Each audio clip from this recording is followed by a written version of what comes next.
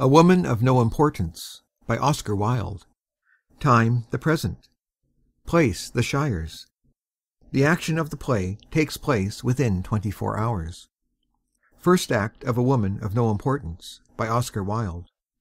Lawn in front of the terrace at Hunstanton Chase. Sir John and Lady Caroline Pontefract. Miss Worsley, on chairs under large yew tree. I believe this is the first English country house you have stayed at, Miss Worsley. Yes, Lady Caroline. You have no country houses, I am told, in America? We have not many. Have you any country? What we should call country. We have the largest country in the world, Lady Caroline. They used to tell us at school that some of our states are as big as France and England put together. Ah, you must find it very draughty, I should fancy. John, you should have your muffler. What is the use of my always knitting mufflers for you if you won't wear them? I am quite warm, Caroline, I assure you. I think not, John. Well, you couldn't come to a more charming place than this, Miss Worsley, though the house is excessively damp, quite unpardonably damp, and dear Lady Hunstanton is sometimes a little lax about the people she asks down here. Jane mixes too much. Lord Illingworth, of course, is a man of high distinction. It is a privilege to meet him. And that Member of Parliament, Mr. Kettle. Kelvil, my love, Kelvil. He must be quite respectable. One has never heard his name before in the whole course of one's life, which speaks volumes for a man nowadays. But Mrs. Allonby is hardly a very suitable person. I dislike Mrs. Allonby. I dislike her more than I can say. I am not sure, Miss Worsley, that foreigners, like yourself, should cultivate likes and dislikes about the people they are invited to meet. Mrs. Allonby is very well born. She is a niece of Lord Brancaster's. It is said, of course, that she ran away twice before she was married, but you know how unfair people often are. I myself don't believe she ran away more than once. Mr. Arbuthnot is very charming. Ah, yes. The young man who has a post in a bank.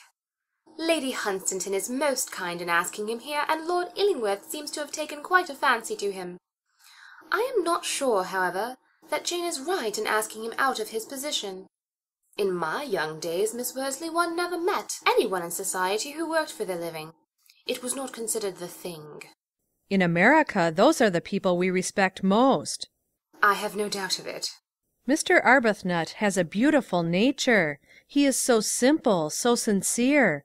He has one of the most beautiful natures I have ever come across. It is a privilege to meet him. It is not customary in England, Miss Worsley, for a young lady to speak with such enthusiasm of any person of the opposite sex. Englishwomen conceal their feelings till after they are married. They show them then. Do you, in England, allow no friendship to exist between a young man and a young girl? Enter Lady Hunstanton, followed by footmen with shawls and a cushion. We think it very inadvisable. Jane, I was just saying what a pleasant party you have asked us to meet. You have a wonderful power of selection. It is quite a gift. Dear Caroline, how kind of you. I think we all do fit in very nicely together, and I hope our charming American visitor will carry back pleasant recollections of our English country life. The cushion there, Francis, and my shawl, the Shetland. Get the Shetland. Exit footman for shawl. Enter Gerald Arbuthnot. Oh, Lady Hunstanton, I have such good news to tell you. Lord Illingworth has just offered to make me his secretary. His secretary? That is good news indeed, Gerald. It means a very brilliant future in store for you. Your dear mother will be delighted. I really must try and induce her to come up here tonight. Do you think she would, Gerald? I know how difficult it is to get her to go anywhere. Oh, I am sure she would, Lady Hunstanton, if she knew that Lord Illingworth had made me such an offer. Enter footman with shawl. I will write her and tell her about it, and ask her to come up and meet him. To footman. Just wait, Francis. Writes letter. That is a very wonderful opening for so young a man as you are, Mr. Arbuthnot. It is indeed, Lady Caroline. I trust I shall be able to show myself worthy of it. I trust so. To Hester. You have not congratulated me yet, Miss Worsley. Are you very pleased about it? Of course I am. Things that were out of the reach of hope before may be within hope's reach now. Nothing should be out of reach of hope. Life is a hope. I fancy, Caroline, that diplomacy is what Lord Illingworth is aiming at. I heard he was offered Vienna, but that may not be true. I don't think that England should be represented abroad by an unmarried man, Jane. It might lead to complications. You are too nervous, Caroline. Believe me, you are too nervous. Besides, Lord Illingworth may marry any day. I was in hopes he would have married Lady Kelso, but I believe he said her family was too large. Or was it her feet? I forget which. I regret it very much. She was made to be an ambassador's wife. She certainly has a wonderful faculty of remembering people's names, and forgetting their faces. Well, that is very natural, Caroline, is it not? To Footman.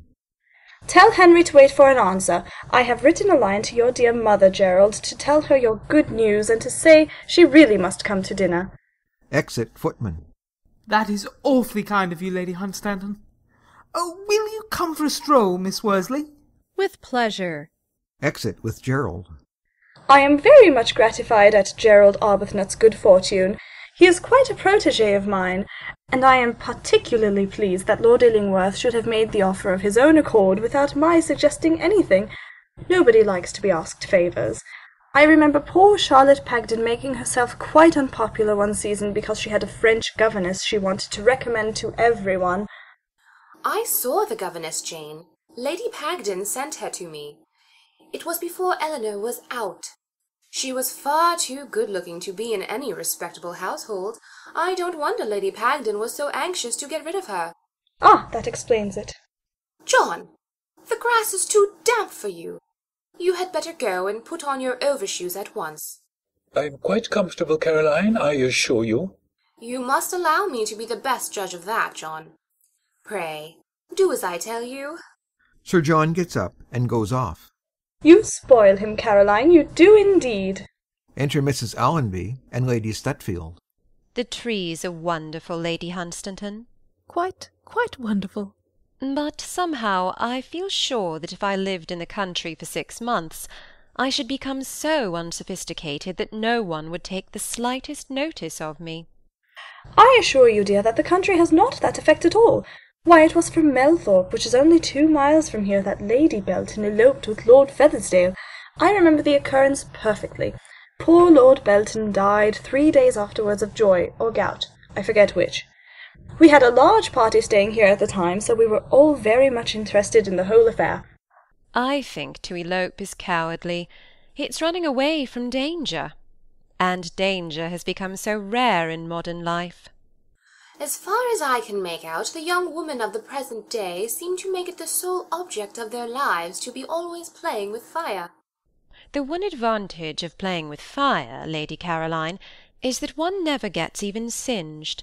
It is the people who don't know how to play with it who get burned up. Yes, I see that. It is very, very helpful. I don't know how the world would get on with such a theory as that, dear Mrs. Allonby. Ah, the world was made for men and not for women. Oh, don't say that, Lady Stutfield. We have a much better time than they have.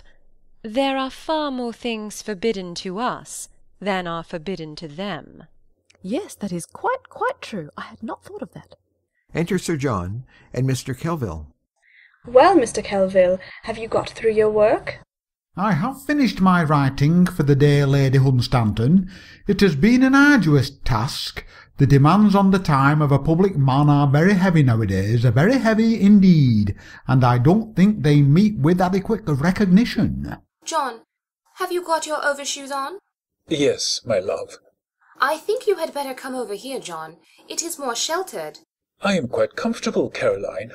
I think not, John. You had better sit beside me. Sir John rises and goes across. And what have you been writing about this morning, Mr. Kelvil? On the usual subject, Lady Stutfield, on purity. That must be such a very, very interesting thing to write about.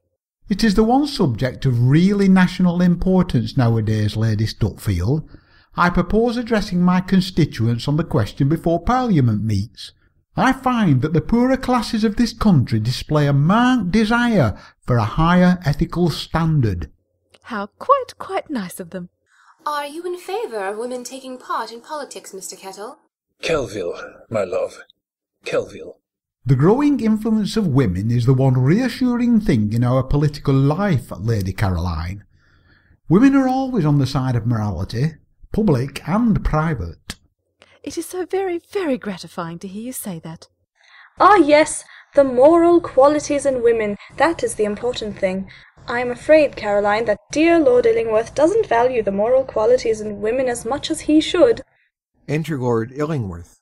The world says that Lord Illingworth is very, very wicked. But what world says that, Lady Stutfield? It must be the next world. This world and I are on excellent terms. Sits down beside Mrs. Allonby. Everyone I know says you are very, very wicked. It is perfectly monstrous the way people go about nowadays, saying things against one behind one's back that are absolutely and entirely true. Dear Lord Illingworth is quite hopeless, Lady Stutfield. I have given up trying to reform him. It would take a public company with a board of directors and a paid secretary to do that. But you have the secretary already, Lord Illingworth, haven't you? Gerald Arbuthnot has told us of his good fortune. It is really most kind of you. Oh, don't say that, Lady Hunstanton. Kind is a dreadful word. I took a great fancy to young Arbuthnot the moment I met him, and he'll be of considerable use to me in something I am foolish enough to think of doing. He is an admirable young man, and his mother is one of my dearest friends. He has just gone for a walk with our pretty American. She is very pretty, is she not? Far too pretty. These American girls carry off all the good matches. Why can't they stay in their own country? They are always telling us it is the paradise of women. It is, Lady Caroline. That is why, like Eve, they are so extremely anxious to get out of it. Who are Miss Worsley's parents? American women are wonderfully clever in concealing their parents. My dear Lord Illingworth, what do you mean? Miss Worsley, Caroline, is an orphan.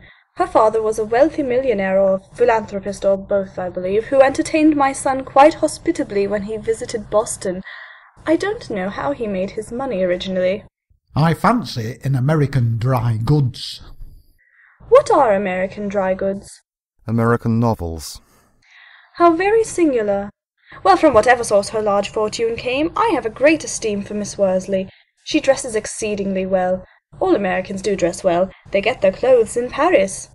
They say, Lady Hunstanton, that when good Americans die, they go to Paris. Indeed. And when bad Americans die, where do they go to? Oh, they go to America. I am afraid you don't appreciate America, Lord Illingworth.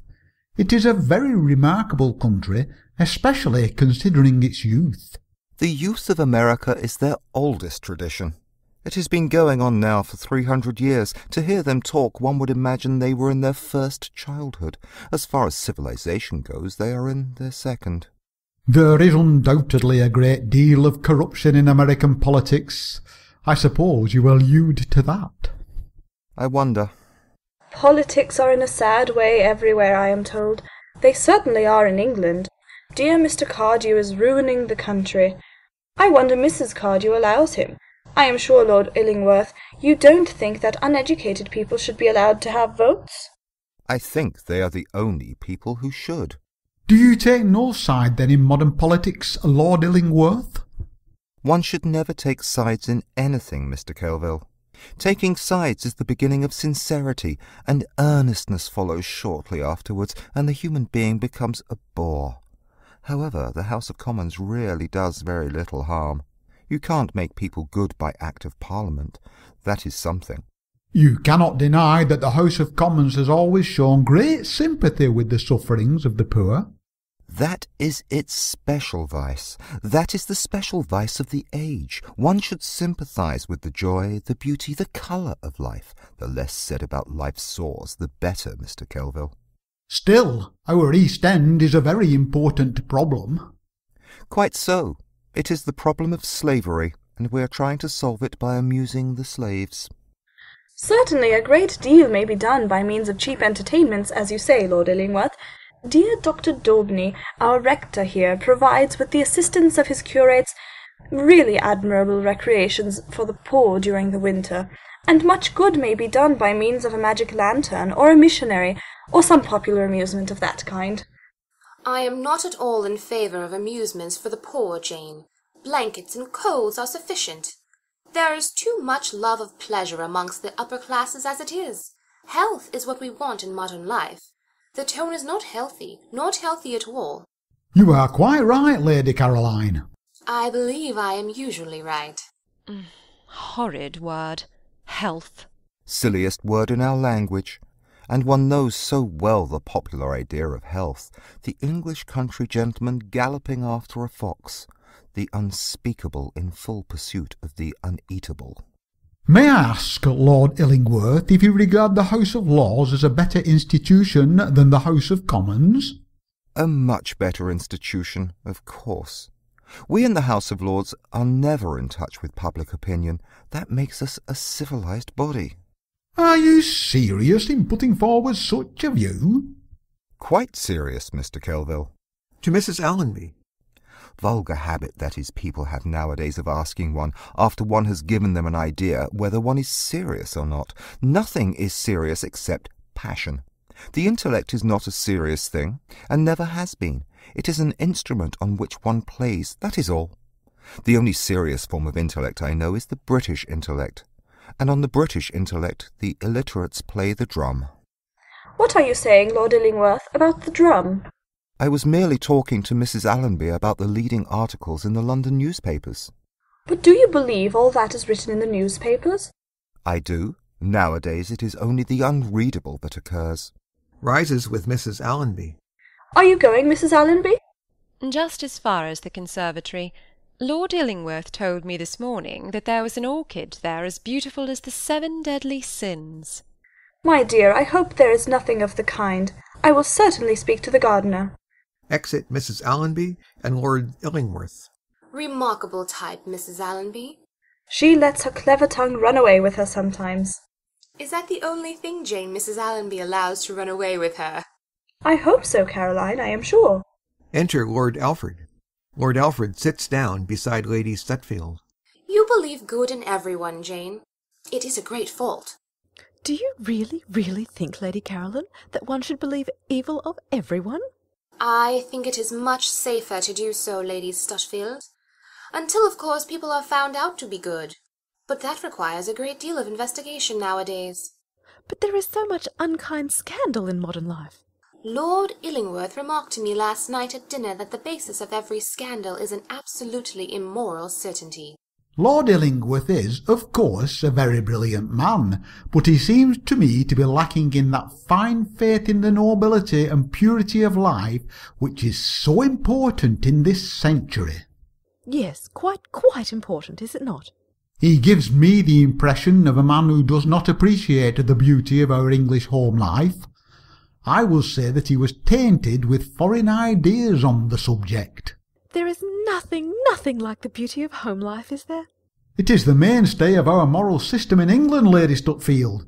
Without it, we would become like our neighbours. That would be so sad, would it not? I'm afraid, too, that Lord Illingworth regards women simply as a toy. Now, I have never regarded women as a toy. Woman is the intellectual helpmeet of man in public as in private life. Without her, we should forget the true ideals. Sits down beside Lady Stutfield. I am so very glad to hear you say that. You a married man, Mr. Kettle? Kelvil, dear, Kelvil. I am married, Lady Caroline. Family? Yes. How many? 8. Lady Stutfield turns her attention to Lord Alfred. Mrs. Kettle and the children are, I suppose, at the seaside? Sir John shrugs his shoulders. My wife is at the seaside with the children, Lady Caroline. You will join them later on, no doubt. If my public engagements permit me. Your public life must be a great source of gratification to Mrs. Kettle. Kelvil, my love. Kelvil. To Lord Alfred. How very charming those gold-tipped cigarettes of yours are, Lord Alfred. They are awfully expensive. I can only afford them when I'm in debt. It must be terribly distressing to be in debt. One must have some occupation nowadays. If I hadn't my debts, I shouldn't have anything to think about. All the chaps I know are in debt. But don't the people to whom you owe the money give you a great Great deal of annoyance. Enter Footman. Oh, no. They write. I don't. How very, very strange. Ah, here is a letter, Caroline, from dear Mrs. Arbuthnot. She won't dine. I am so sorry. But she will come in the evening. I am very pleased indeed. She is one of the sweetest of women. Writes a beautiful hand, too, so large, so firm. Hands letter to Lady Caroline. Looking at it. A little lacking in femininity, Jane. Femininity is the quality I admire most in women. Taking back letter and leaving it on table. Oh, she is very feminine, Caroline, and so good, too. You should hear what the Archdeacon says of her. He regards her as his right hand in the parish. Footman speaks to her. In the yellow drawing-room. Shall we all go in? Lady Stutfield, shall we go in to tea? With pleasure, Lady Hunstanton. They rise and proceed to go off. Sir John offers to carry Lady Stutfield's cloak. John, if you would allow your nephew to look after Lady Stutfield's cloak, you might help me with my work-basket. Enter Lord Illingworth and Mrs. Allonby. Certainly, my love. Exeunt. Curious thing. Plain women are always jealous of their husbands. Beautiful women never are. Beautiful women never have time. They are always so occupied in being jealous of other people's husbands. I should have thought Lady Caroline would have grown tired of conjugal anxiety by this time. Sir John is her fourth. So much marriage is certainly not becoming. 20 years of romance make a woman look like a ruin, but 20 years of marriage make her something like a public building. 20 years of romance? Is there such a thing? Not in our day. Women have become too brilliant. Nothing spoils a romance so much as a sense of humour in the woman. Or the want of it in the man. You are quite right.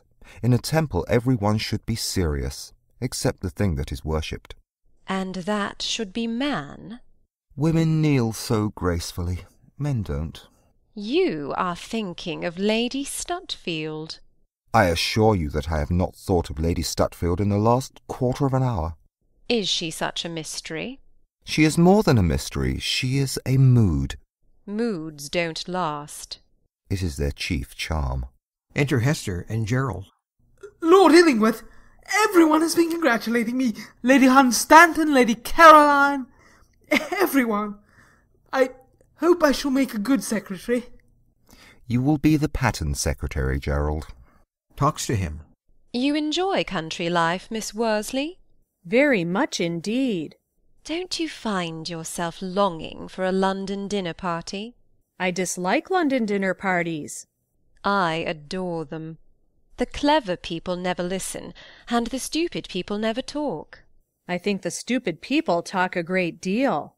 Ah, I never listen. My dear boy, if I didn't like you, I wouldn't have made you the offer. It is because I like you so much that I want to have you with me. Exit Hester with Gerald. He is very nice indeed.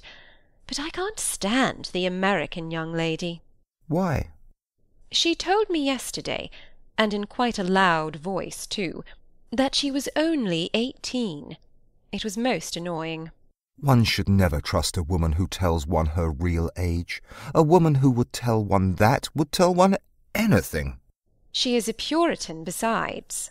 Ah, that is inexcusable. I don't mind plain women being Puritans. It is the only excuse they have for being plain. But she is decidedly pretty. I admire her immensely. Looks steadfastly at Mrs. Allonby.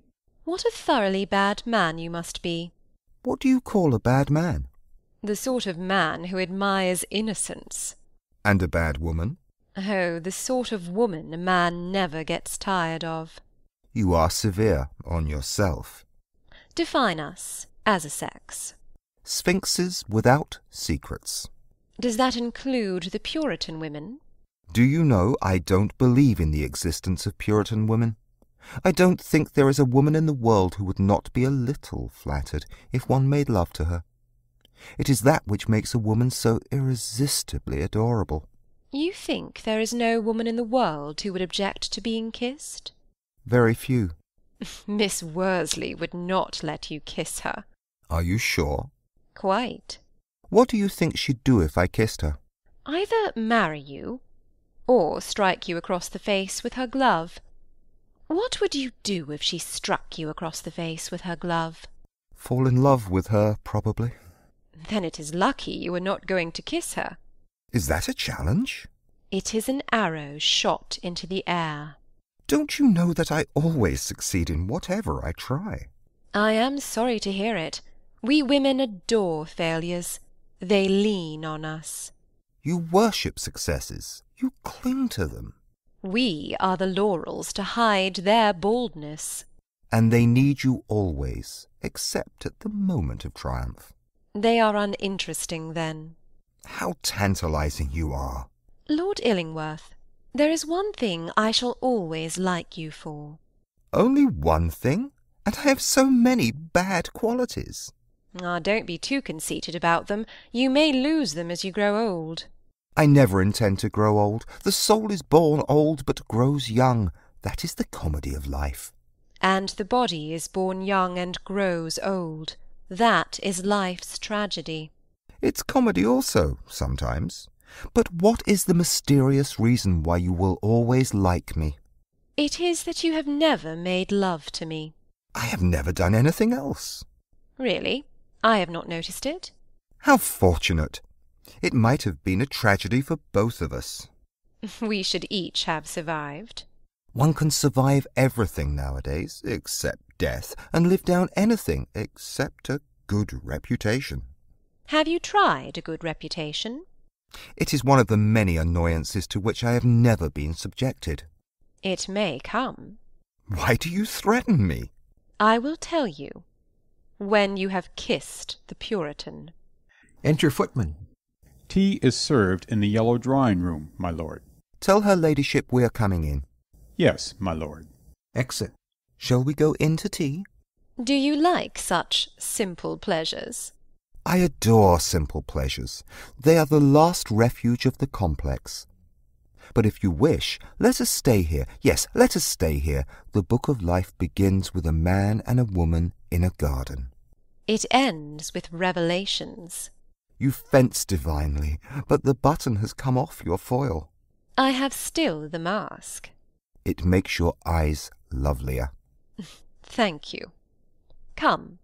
Sees Mrs. Arbuthnot's letter on table, and takes it up and looks at envelope.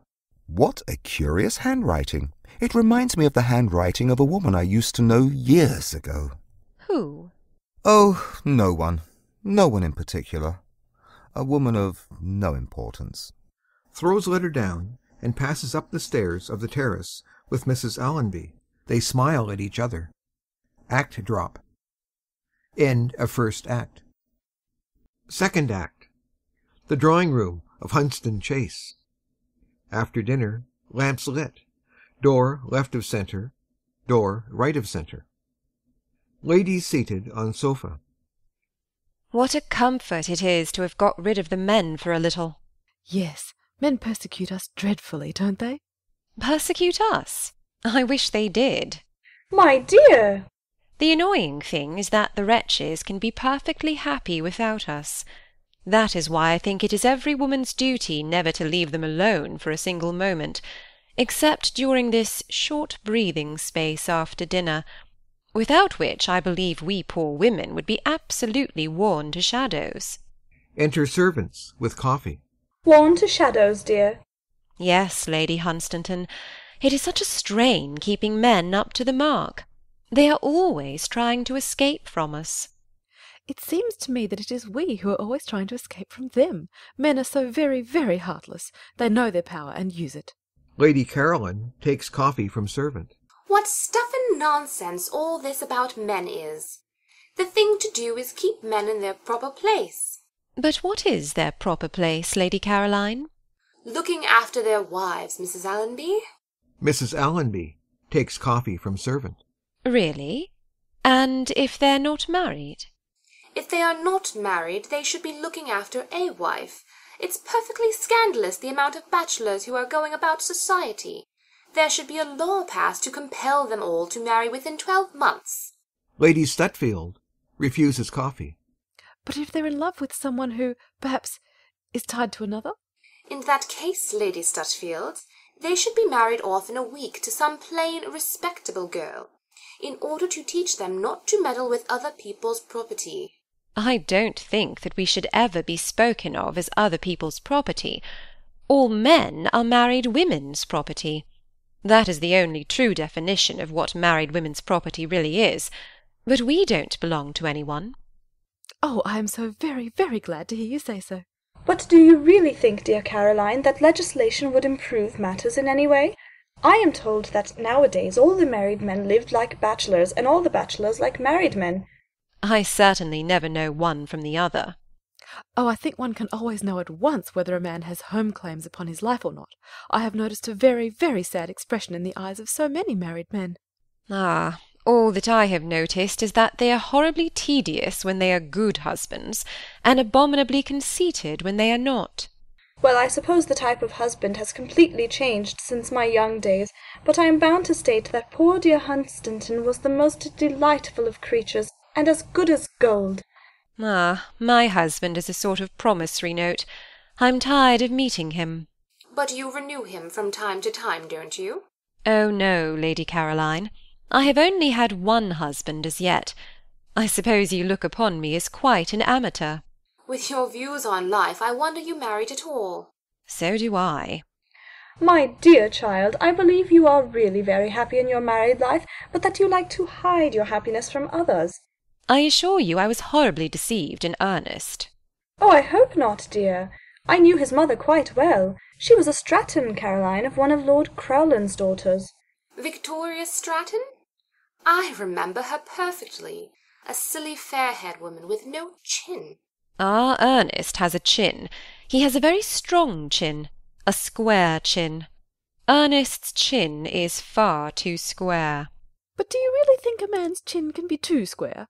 I think a man should look very, very strong, and that his chin should be quite square. Then you should certainly know Ernest, Lady Stutfield. It is only fair to tell you beforehand he has got no conversation at all. I adore silent men. Oh, Ernest isn't silent. He talks the whole time. But he has got no conversation. What he talks about, I don't know. I haven't listened to him for years. Have you never forgiven him, then? How sad that seems. But all life is very, very sad, is it not? Life, Lady Stutfield, is simply a mauvais quart d'heure made of exquisite moments. Yes, there are moments, certainly. But was it something very, very wrong that Mr. Allonby did? Did he become angry with you and say anything that was unkind or true? Oh, dear, no. Ernest is invariably calm. That is one of the reasons he always gets on my nerves. Nothing is so aggravating as calmness. There is something positively brutal about the good temper of most modern men. I wonder we women stand it as well as we do. Yes, men's good temper shows that they are not so sensitive as we are, not so finely strung. It makes a great barrier often between husband and wife, does it not? But I would so much like to know what was the wrong thing Mr. Allonby did. Well, I will tell you, if you solemnly promise to tell everybody else. Thank you, thank you. I will make a point of repeating it. When Ernest and I were engaged, he swore to me positively on his knees that he had never loved anyone before in the whole course of his life. I was very young at the time, so I didn't believe him, I needn't tell you. Unfortunately, however, I made no enquiries of any kind till after I had been actually married 4 or 5 months. I found out then that what he had told me was perfectly true, and that sort of thing makes a man so absolutely uninteresting. My dear! Men always want to be a woman's first love. That is their clumsy vanity. We women have a more subtle instinct about things. What we like is to be a man's last romance. I see what you mean. It's very, very beautiful. My dear child, you don't mean to tell me that you won't forgive your husband because he never loved anyone else? Did you ever hear such a thing, Caroline? I am quite surprised. Oh, women have become so highly educated, Jane, that nothing should surprise us nowadays, except happy marriages. They apparently are getting remarkably rare. Oh, they're quite out of date. Except amongst the middle classes, I have been told. How like the middle classes. Yes, is it not? Very, very like them. If what you tell us about the middle classes is true, Lady Stutfield, it redounds greatly to their credit. It is much to be regretted that in our rank of life the wife should be so persistently frivolous, under the impression apparently that it is the proper thing to be. It is to that I attribute the unhappiness of so many marriages we all know of in society. Do you know, Lady Caroline, I don't think the frivolity of the wife has ever anything to do with it. More marriages are ruined nowadays by the common sense of the husband than anything else. How can a woman be expected to be happy with a man who insists on treating her as if she were a perfectly rational being? My dear! Man, poor, awkward, reliable, necessary man, belongs to a sex that has been rational for millions and millions of years. He can't help himself. It is in his race. The history of woman is very different. We have always been picturesque protests against the mere existence of common sense. We saw its dangers from the first. Yes, the common sense of husbands is certainly most trying. Do tell me your conception of the ideal husband. I think it would be so very, very helpful. The ideal husband? There couldn't be such a thing. The institution is wrong. The ideal man, then, in his relations to us. He would probably be extremely realistic. The ideal man? Oh, the ideal man should talk to us as if we were goddesses, and treat us as if we were children. He should refuse all our serious requests, and gratify every one of our whims. He should encourage us to have caprices, and forbid us to have missions. He should always say much more than he means, and always mean much more than he says. But how could he do both, dear? He should never run down other pretty women. That would show he had no taste, or make one suspect that he had too much. No, he should be nice about them all, but say that somehow they don't attract him. Yes, that is always very, very pleasant to hear about other women. If we ask him a question about anything, he should give us an answer all about ourselves. He should invariably praise us for whatever qualities he knows we haven't got. But he should be pitiless, quite pitiless, in reproaching us for the virtues that we have never dreamed of possessing. He should never believe that we know the use of useful things. That would be unforgivable. But he should shower on us everything we don't want. As far as I can see, he is to do nothing but pay bills and compliments. He should persistently compromise us in public, and treat us with absolute respect when we are alone. And yet he should always be ready to have a perfectly terrible scene, whenever we want one, and to become miserable, absolutely miserable at a moment's notice, and to overwhelm us with just reproaches in less than 20 minutes, and to be positively violent at the end of half an hour, and to leave us forever at 7:45, when we have to go and dress for dinner. And when, after that, one has seen him for really the last time, and he has refused to take back the little things he has given one, and promised never to communicate with one again, or to write one any foolish letters, he should be perfectly broken-hearted, and telegraph to one all day long, and send one little notes every half an hour by a private hansom, and dine quite alone at the club, so that every one should know how unhappy he was. And after a whole dreadful week, during which one has gone about everywhere with one's husband, just to show how absolutely lonely one was, he may be given a third last parting, in the evening, and then if his conduct has been quite irreproachable, and one has behaved really badly to him, he should be allowed to admit that he has been entirely in the wrong, and when he has admitted that, it becomes a woman's duty to forgive, and one can do it all over again from the beginning, with variations. How clever you are, my dear. You never mean a single word you say. Thank you, thank you. It has been quite entrancing. I must try and remember it all. There are such a number of details that are so very, very important. But you have not told us yet what the reward of the ideal man is to be. His reward? Oh, infinite expectation. That is quite enough for him. But men are so terribly, terribly exacting, are they not? That makes no matter. One should never surrender. Not even to the ideal man? Certainly not to him, unless, of course, one wants to grow tired of him.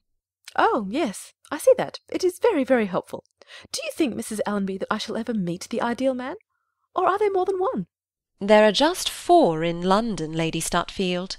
Oh, my dear! Mrs. Allonby, going over to her. What has happened? Do tell me. I had completely forgotten that the American young lady has been in the room all the time. I am afraid some of this clever talk may have shocked her a little. Ah, that will do her so much good. Let us hope she didn't understand much.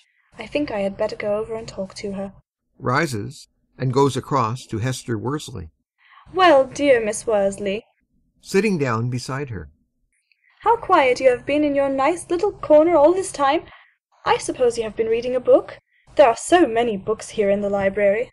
No, I have been listening to the conversation. You mustn't believe everything that was said, you know, dear. I don't believe any of it. That is quite right, dear. I couldn't believe that any woman could really hold such views of life as I have heard tonight from some of your guests. An awkward pause. I hear you have such pleasant society in America.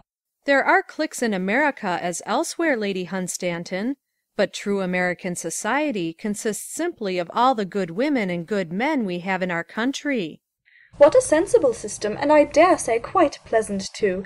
I am afraid in England we have too many artificial social barriers. We don't see as much as we should of the middle and lower classes. In America we have no lower classes. Really? What a very strange arrangement. What is that dreadful girl talking about? She is painfully natural, is she not? There are a great many things you haven't got in America, I am told, Miss Worsley. They say you have no ruins and no curiosities. What nonsense! They have their mothers and their manners. The English aristocracy supply us with our curiosities, Lady Caroline. They are sent over to us every summer regularly in the steamers, and propose to us the day after they land. As for ruins, we are trying to build up something that will last longer than brick or stone. Gets up to take her fan from table. What is that, dear? Ah, yes, an iron exhibition, is it not, at that place that has that curious name? Hester, standing by table. We are trying to build up life, Lady Hunstanton, on a better, truer, purer basis than life rests on here. This sounds strange to you all, no doubt. How could it sound other than strange? You rich people in England, you don't know how you are living. How could you know? You shut out from your society the gentle and the good. You laugh at the simple and the pure. Living, as you all do, on others and by them, you sneer at self-sacrifice, and if you throw bread to the poor, it is merely to keep them quiet for a season.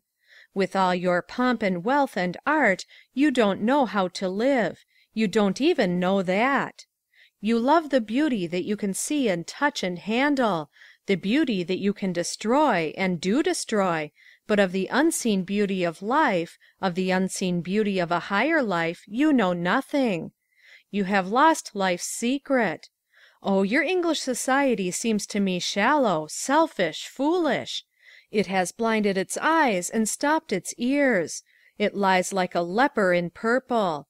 It sits like a dead thing smeared with gold. It is all wrong, all wrong. I don't think one should know of these things. It's not very, very nice, is it? My dear Miss Worsley, I thought you liked English society so much. You were such a success in it, and you were so much admired by the best people. I quite forget what Lord Henry Weston said of you, but it was most complimentary, and you know what an authority he is on beauty. Lord Henry Weston! I remember him, Lady Hunstanton, a man with a hideous smile and a hideous past. He is asked everywhere. No dinner party is complete without him. What of those whose ruin is due to him? They are outcasts. They are nameless. If you met them in the street, you would turn your head away. I don't complain of their punishment. Let all women who have sinned be punished. Mrs. Arbuthnot enters from terrace behind in a cloak with a lace veil over her head. She hears the last words and starts. My dear young lady. It is right that they should be punished, but don't let them be the only ones to suffer. If a man and woman have sinned, let them both go forth into the desert to love or loathe each other there. Let them both be branded. Set a mark if you wish on each, but don't punish the one and let the other go free. Don't have one law for men and another for women. You are unjust to the women in England. And till you count what is a shame in a woman to be an infamy in a man, You will always be unjust, and right, that pillar of fire, and wrong, that pillar of cloud, will be made dim to your eyes, or be not seen at all, or if seen, not regarded. Might I, dear Miss Worsley, as you are standing up, ask you for my cotton that is just behind you? Thank you. My dear Mrs. Arbuthnot, I am so pleased you have come up, but I didn't hear you announced. Oh, I came straight in from the terrace, Lady Hunstanton, just as I was. You didn't tell me you had a party. Not a party, only a few guests who are staying in the house and whom you must know. Allow me. Tries to help her. Rings bell. Caroline, this is Mrs. Arbuthnot, one of my sweetest friends, Lady Caroline Pontefract, Lady Stutfield, Mrs. Allonby, and my young American friend Miss Worsley, who has just been telling us all how wicked we are. I am afraid you think I spoke too strongly, Lady Hunstanton, but there are some things in England— My dear young lady, there was a great deal of truth, I dare say, in what you said, and you looked very pretty while you said it, which is much more important, Lord Illingworth would tell us. The only point where I thought you were a little hard was about Lady Caroline's brother, about poor Lord Henry. He really is such good company. Lady Caroline, I had no idea it was your brother. I am sorry for the pain I must have caused you. My dear Miss Worsley, the only part of your little speech, if I may so term it, with which I thoroughly agreed, was the part about my brother. Nothing that you could possibly say could be too bad for him. I regard Henry as infamous, absolutely infamous, but I am bound to state, as you were remarking, Jane, that he is excellent company, and he has one of the best cooks in London, and after a good dinner one can forgive anybody, even one's own relations. Now do come, dear, and make friends with Mrs. Arbuthnot. She is one of the good, sweet, simple people you told us we never admitted into society. I am sorry to say Mrs. Arbuthnot comes very rarely to me, but that is not my fault. Ah, what a bore it is, the men staying so long after dinner. I expect they are saying the most dreadful things about us. Do you really think so? I was sure of it. How very, very horrid of them. Shall we go on to the terrace? Oh, anything to get away from the dowagers and the dowdies. Rises and goes with Lady Stutfield to door left of centre. We are only going to look at the stars, Lady Hunstanton. You will find a great many, dear, a great many, but don't catch cold. We shall all miss Gerald so much, dear Mrs. Arbuthnot. But has Lord Illingworth really offered to make Gerald his secretary? Oh, yes, he has been most charming about it. He has the highest possible opinion of your boy. You don't know Lord Illingworth, I believe, dear? I have never met him. You know him by name, no doubt? I am afraid I don't. I live so much out of the world and see so few people. I remember hearing years ago of an old Lord Illingworth who lived in Yorkshire, I think. Ah, yes, that would be the last Earl but one. He was a very curious man. He wanted to marry beneath him, or wouldn't, I believe. There was some scandal about it. The present Lord Illingworth is quite different. He is very distinguished. He does nothing which I am afraid our pretty American visitor here thinks very wrong of anybody. And I don't know that he cares much for the subjects in which you are so interested, dear Mrs. Arbuthnot. Do you think, Caroline, that Lord Illingworth is interested in the housing of the poor? I should fancy not at all, Jane. We all have our different tastes, have we not? But Lord Illingworth has a very high position, and there is nothing he couldn't get if he chose to ask for it. Of course, he is comparatively a young man still, and he has only come to his title within— How long exactly is it, Caroline, since Lord Illingworth succeeded? About 4 years, I think, Jane. I know it was the same year in which my brother had his last exposure in the evening newspapers. Ah, I remember. That would be about 4 years ago. Of course, there were a great many people between the present Lord Illingworth and the titled Mrs. Arbuthnot. There was— Who was there, Caroline? There was poor Margaret's baby. You remember how anxious she was to have a boy? And it was a boy, but it died. And her husband died shortly afterwards. And she married almost immediately one of Lord Ascot's sons, who, I am told, beats her. Ah, that is in the family, dear, that is in the family. And there was also, I remember, a clergyman who wanted to be a lunatic, or a lunatic who wanted to be a clergyman. I forget which, but I know the Court of Chancery invested the matter, and decided that he was quite sane, and I saw him afterwards at poor Lord Plumstead's with straws in his hair or something very odd about him. I can't recall what. I often regret, Lady Caroline, that dear Lady Cecilia never lived to see her son get the title. Lady Cecilia? Lord Illingworth's mother, dear Mrs. Arbuthnot, was one of the Duchess of Jerningham's pretty daughters, and she married Sir Thomas Harford, who wasn't considered a very good match for her at the time, though he was said to be the handsomest man in London. I knew them all quite intimately, and both the sons Arthur and George. It was the eldest son who succeeded, of course, Lady Hunstanton. No, dear, he was killed in the hunting field. Or was it fishing, Caroline? I forget, but George came in for everything. I always tell him that no younger son has ever had such good luck as he has had. Lady Hunstanton, I want to speak to Gerald at once. Might I see him? Can he be sent for? Certainly, dear. I will send one of the servants into the dining-room to fetch him. I don't know what keeps the gentleman so long. When I knew Lord Illingworth first as plain as George Harford, he was simply a very brilliant young man about town, with not a penny of money except what poor dear Lady Cecilia gave him. She was quite devoted to him, chiefly, I fancy, because he was on bad terms with his father. Oh, here's the Archdeacon. To servant. It doesn't matter. Enter Sir John and Dr. Daubeny. Sir John goes over to Lady Stutfield. Dr. Daubeny to Lady Hunstanton. Lord Illingworth has been most entertaining. I have never enjoyed myself more.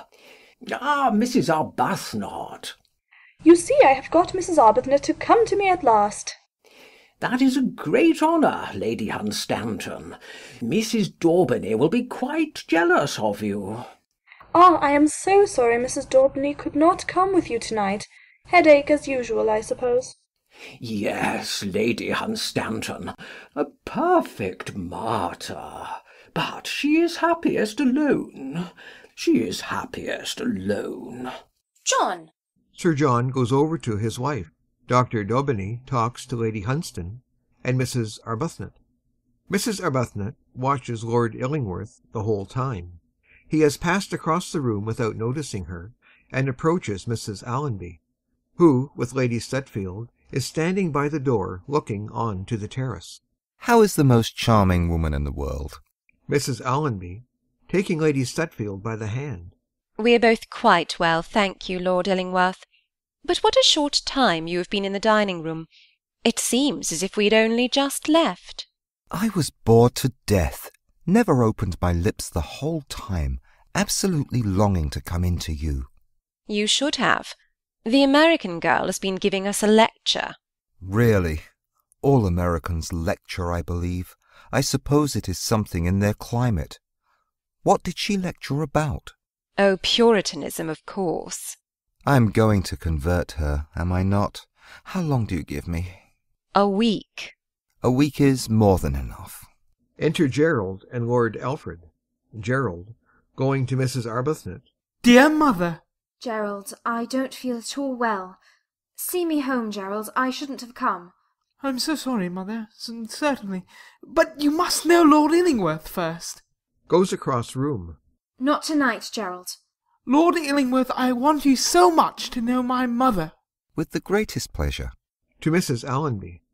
I'll be back in a moment. People's mothers always bore me to death. All women become like their mothers. That is their tragedy. No man does. That is his. What a delightful mood you are in tonight. Turns round and goes across with Gerald to Mrs. Arbuthnot. When he sees her, he starts back in wonder. Then slowly his eyes turn toward Gerald. Mother, this is Lord Illingworth, who's offered to take me as his private secretary. Mrs. Arbuthnot bows coldly. It is a wonderful opening for me, isn't it? I hope he won't be disappointed in me, that is all. You'll thank Lord Illingworth, mother, won't you? Lord Illingworth is very good, I am sure, to interest himself in you for the moment. Lord Illingworth, putting his hand on Gerald's shoulder. Oh, Gerald and I are great friends already, Mrs. Arbuthnot. There can be nothing in common between you and my son, Lord Illingworth. Dear mother, how can you say so? Of course, Lord Illingworth is awfully clever and that sort of thing, and there's nothing Lord Illingworth doesn't know. My dear boy. He knows more about life than anyone I have ever met. I feel an awful duffer when I'm with you, Lord Illingworth. Of course, I've had so few advantages. I've not been to Eton or Oxford like other chaps. But Lord Illingworth doesn't seem to mind that. He's been awfully good to me, Mother. Lord Illingworth may change his mind. He may not really want you as his secretary. Mother! You must remember, as you said yourself, you have had so few advantages. Lord Illingworth, I want to speak to you for a moment. Do come over. Will you excuse me, Mrs. Arbuthnot? Now, don't let your charming mother make any more difficulties, Gerald. The thing is quite settled, isn't it? I hope so. I thought you were never going to leave the lady in black velvet. She is excessively handsome. Looks at Mrs. Arbuthnot. Caroline, shall we all make a move to the music room? Miss Worsley is going to play. You'll come too, dear Mrs. Arbuthnot, won't you? You don't know what a treat is in store for you. I must really take Miss Worsley down some afternoon to the rectory.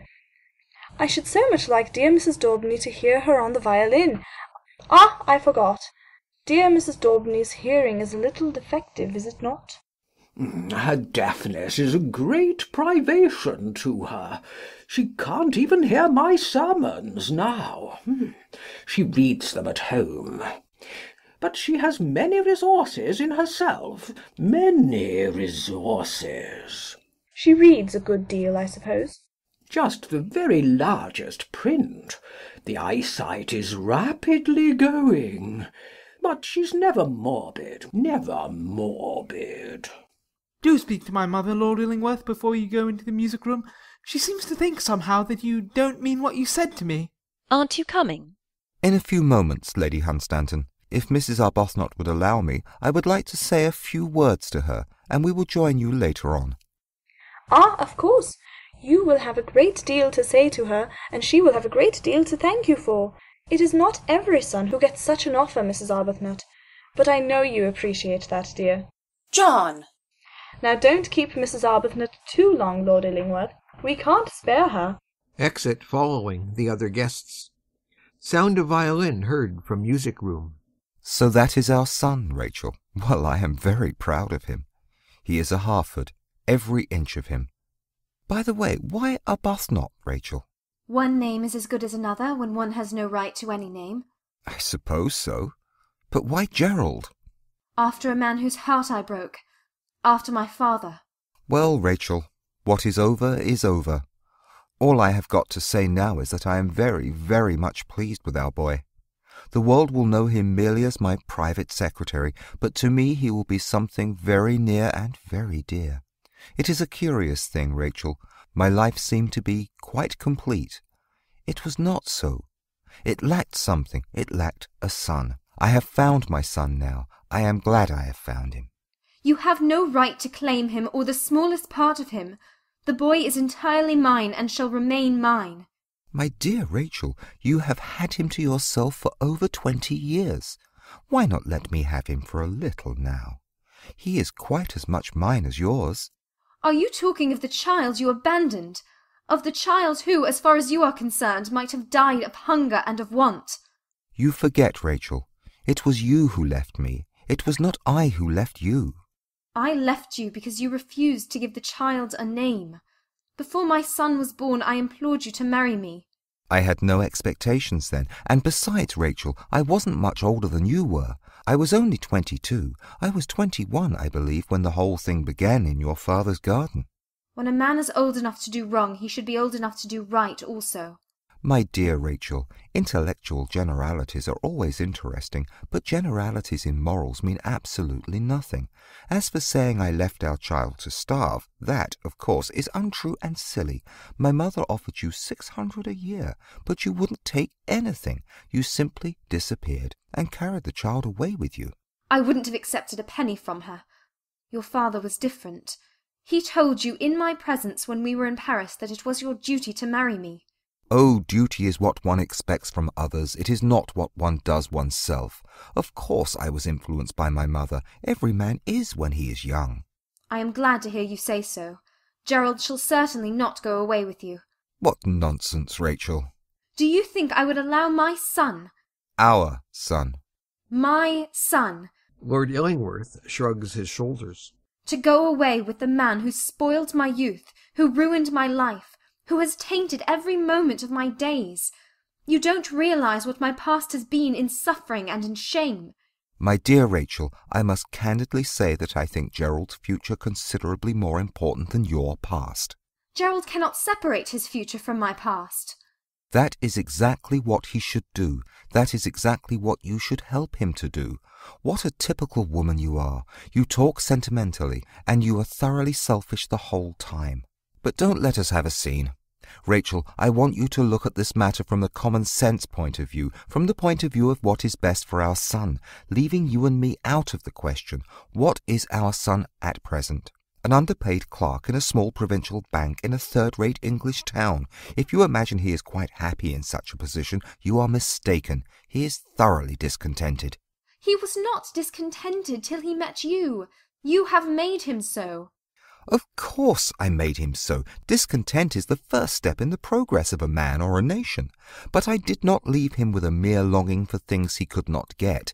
No, I made him a charming offer. He jumped at it, I need hardly say. Any young man would. And now, simply because it turns out that I am the boy's own father and he my own son, you propose practically to ruin his career. That is to say, if I were a perfect stranger, you would allow Gerald to go away with me, but as he is my own flesh and blood, you won't. How utterly illogical you are. I will not allow him to go. How can you prevent it? What excuse can you give to him for making him decline such an offer as mine? I won't tell him in what relations I stand to him, I need hardly say, but you daren't tell him. You know that. Look how you have brought him up. I have brought him up to be a good man. Quite so, and what is the result? You have educated him to be your judge if he ever finds you out, and a bitter and unjust judge he will be to you. Don't be deceived, Rachel. Children begin by loving their parents. After a time they judge them. Rarely, if ever, do they forgive them. George, don't take my son away from me. I have had 20 years of sorrow, and I have only had one thing to love me, only one thing to love. You have had a life of joy and pleasure and success. You have been quite happy. You have never thought of us. There was no reason, according to your views of life, why you should have remembered us at all. Your meeting us was a mere accident, a horrible accident. Forget it. Don't come now and rob me of all I have in the whole world. You are so rich in other things. Leave me the little vineyard of my life. Leave me the walled-in garden and the well of water. The ewe-lamb God sent me in pity or in wrath. Oh, leave me that. George, don't take Gerald from me. Rachel, at the present moment you are not necessary to Gerald's career. I am. There is nothing more to be said on the subject. I will not let him go. Here is Gerald. He has a right to decide for himself. Enter Gerald. Well, dear mother, I hope you have settled it all with Lord Illingworth? I have not, Gerald. Your mother seems not to like your coming with me, for some reason. Why, mother? I thought you were quite happy here with me, Gerald. I didn't know you were so anxious to leave me. Mother, how can you talk like that? Of course, I've been quite happy with you, but a man can't always stay with his mother. No chap does. I want to make myself a position to do something. I thought you would have been proud to see me Lord Illingworth's secretary. I do not think you would be suitable as a private secretary to Lord Illingworth. You have no qualifications. I don't wish to seem to interfere for a moment, Mrs. Arbuthnot, but as far as your last objection is concerned, I surely am the best judge. And I can only tell you that your son has all the qualifications I had hoped for. He has more, in fact, than I had even thought of. Far more. Have you any other reason, Mrs. Arbuthnot, why you don't wish your son to accept this post? Have you, mother? Do answer! If you have, Mrs. Arbuthnot, pray say it. We are quite by ourselves here. Whatever it is, I need not say I will not repeat it. Mother? If you would like to be alone with your son, I will leave you. You may have some other reason you don't wish me to hear. I have no other reason. Then, my dear boy, we may look on the thing as settled. Come, you and I will smoke a cigarette on the terrace together, and Mrs. Arbuthnot, pray, let me tell you that I think you have acted very, very wisely. Exit with Gerald. Mrs. Arbuthnot is left alone. She stands immobile with a look of unutterable sorrow on her face. Act drop. End of second act.